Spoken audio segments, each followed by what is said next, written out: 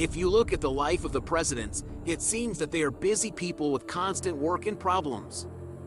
Then a question arises, do presidents get a break, too? Although the main tasks of dictators are the peace and development of the country and the improvement of the lives of their people, there are many dictators who sometimes focus on themselves.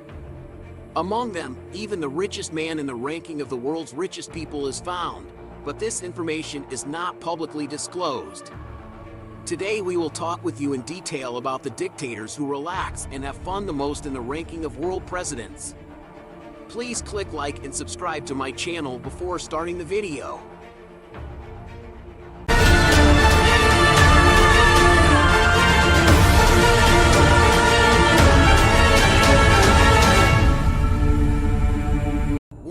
Sultan Hassan al-Bolkiah of Brunei has one of the most magnificent palaces in the world and spends his time there very well. You can't imagine the luxurious look of the palace even in your dreams. The palace has a total area of 200,000 square meters and has 4,000 medium-sized rooms. It also has a hotel for 5,000 people and a mosque for 1,500 people. Hassan al-Bolkiah also has a dedicated parking garage with thousands of cars. Visitors to the palace often return with a great impression. Inside the palace are several famous million-dollar paintings by many artists. The most famous of them is Pablo Picasso's painting The Woman of Algiers, which costs $175 million. About $1.4 billion were spent on the construction of this palace called Nur al-Aman. But this palace is not the only real estate owned by the Sultan of Brunei, Hassan al-Bolkiah. Instead, he owns real estates and a private plane, 7,000 cars.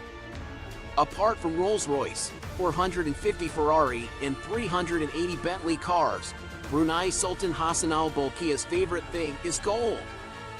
From his love of gold, even his sinks are made of the stuff, to flying his hairdresser from the UK to Brunei to make sure his locks are in good shape. The Sultan has never been afraid to drop large sums of money on even the bare necessities. Sultan of Brunei Hassan al-Bolkiah spends $20,000 a month on his hairstyle. His hairdresser lives in another country, namely in England, but this is not a problem for Sultan. He will pick up his hairdresser at the right time on the first flight from England. Would you like me to make a documentary detailing the lifestyle of Sultan Hassan al-Bolkiah of Brunei and his many incredible affairs, extravagances, follies, and history? If you are interested, leave your opinion in the comments below the video. Number 2. Kim Jong-un is the president of North Korea. At first glance, Kim Jong-un, who is considered a very strange person, mainly loves to eat.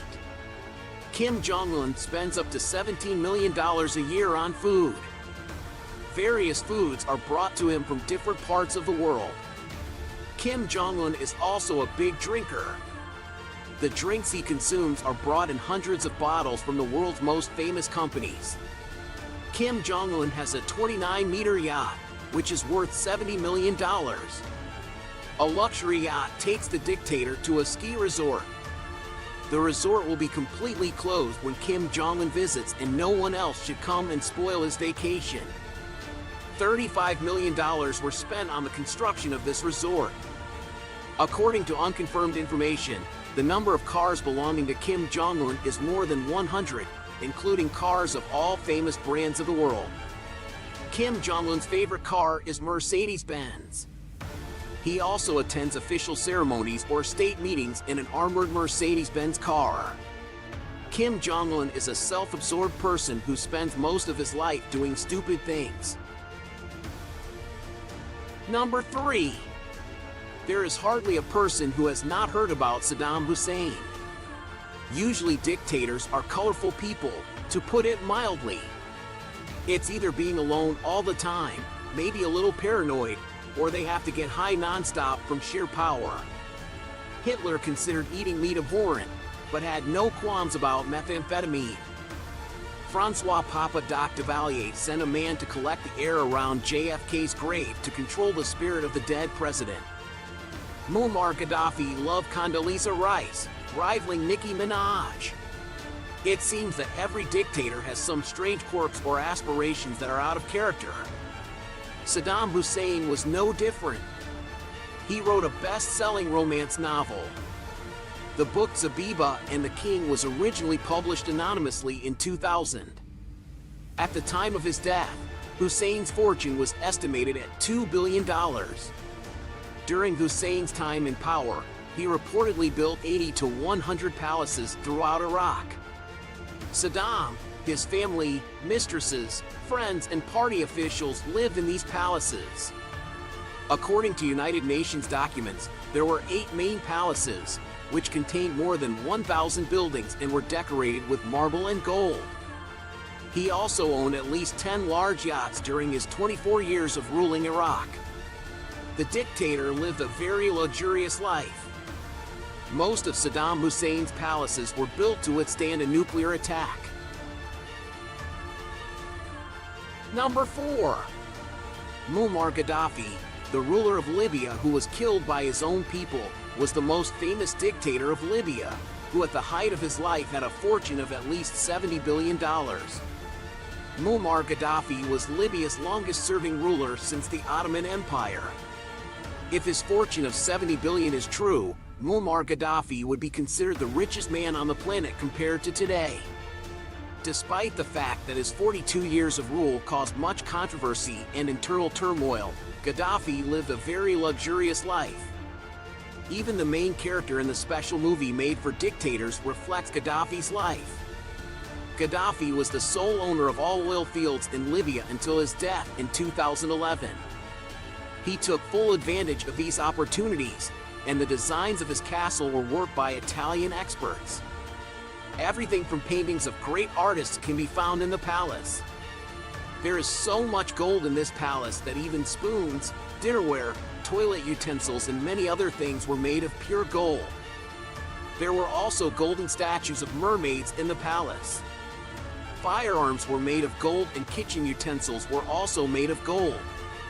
Gaddafi's $120 million private jet was made of gold, and his bathtub was made of pure gold.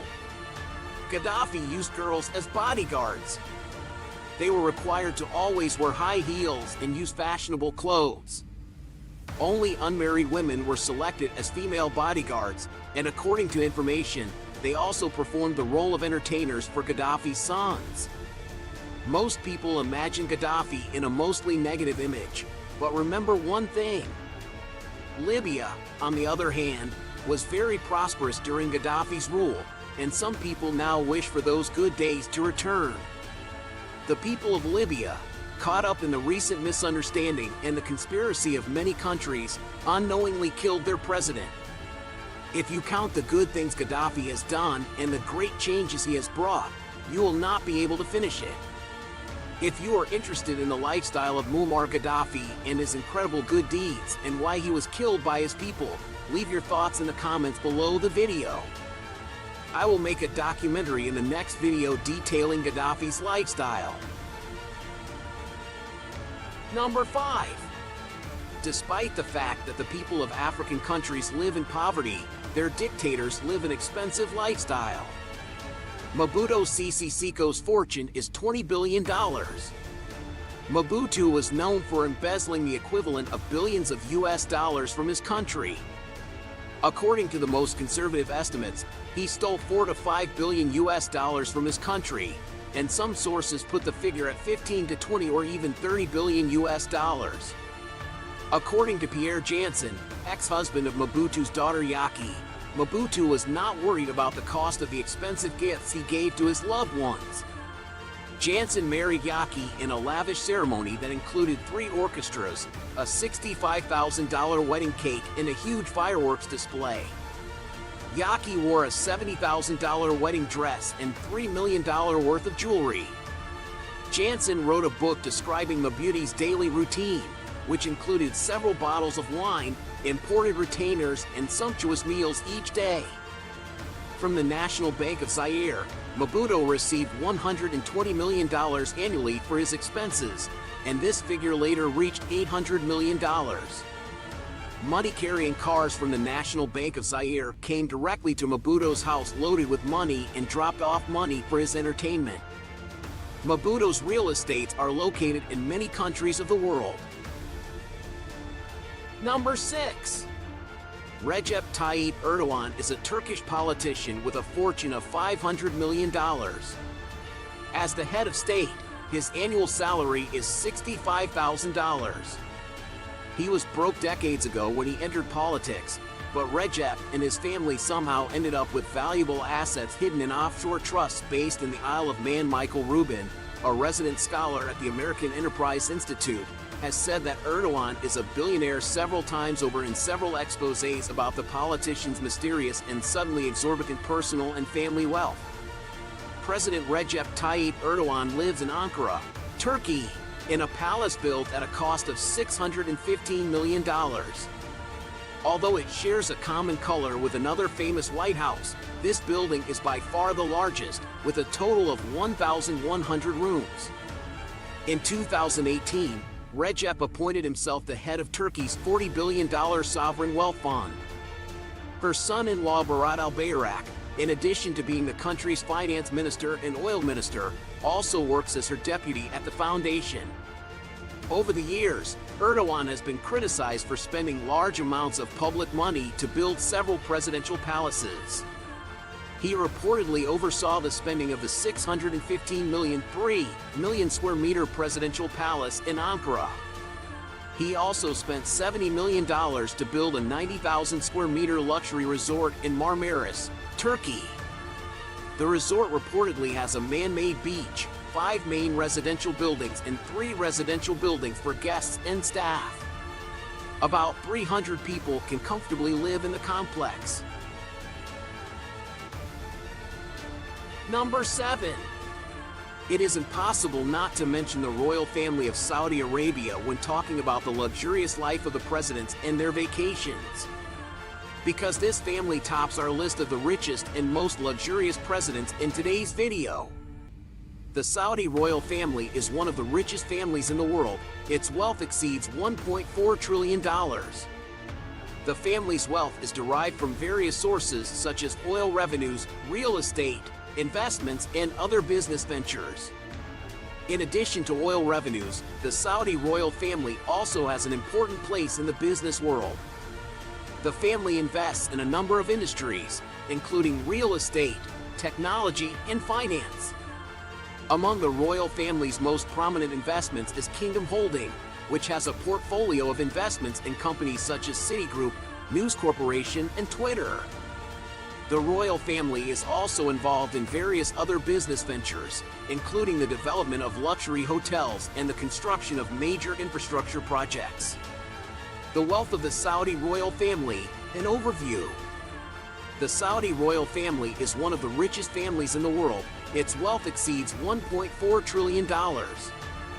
The family's wealth is derived from various sources such as oil revenues, real estate, investments, and other business ventures. Here we take a closer look at the wealth of the Saudi royal family and how it has been accumulated and spent over the years. The origin of the wealth of the Saudi royal family, oil revenues. The wealth of the Saudi royal family dates back to the discovery of oil in the kingdom in the 1930s. Since then, oil has been the family's main source of income and the majority of its wealth. The Saudi government controls the state-owned oil company Saudi Aramco, the world's largest oil company. Revenues from oil sales are used to fund various government programs and initiatives, as well as support the royal family's lavish lifestyle. Investments in business ventures of the Saudi royal family. In addition to oil revenues, the Saudi royal family also has an important place in the business world. The family invests in a number of industries, including real estate, technology, and finance. Among the royal family's most prominent investments is Kingdom Holding, which has a portfolio of investments in companies such as Citigroup, News Corporation, and Twitter. The royal family is also involved in various other business ventures, including the development of luxury hotels and the construction of major infrastructure projects. Despite the wealth of the Saudi royal family, the kingdom faces a number of economic and social problems. In recent years, the government has been implementing various reforms to address these issues and move the economy away from oil dependence. Despite these efforts, the royal family's lavish spending has continued, with reports of luxury purchases including private jets, yachts, and luxury cars. This has drawn criticism from some quarters, with some arguing that the royal family's spending is at odds with the needs of the wider population. If you are interested in the information about which of the presidents mentioned in today's video, leave your comments under the video. Which of the presidents mentioned in the video would you like to learn more about? Leave it in the comments, and in the next video I will definitely make a documentary about that president and his lifestyle. Stay tuned to the Worldwide channel and enjoy the most amazing information.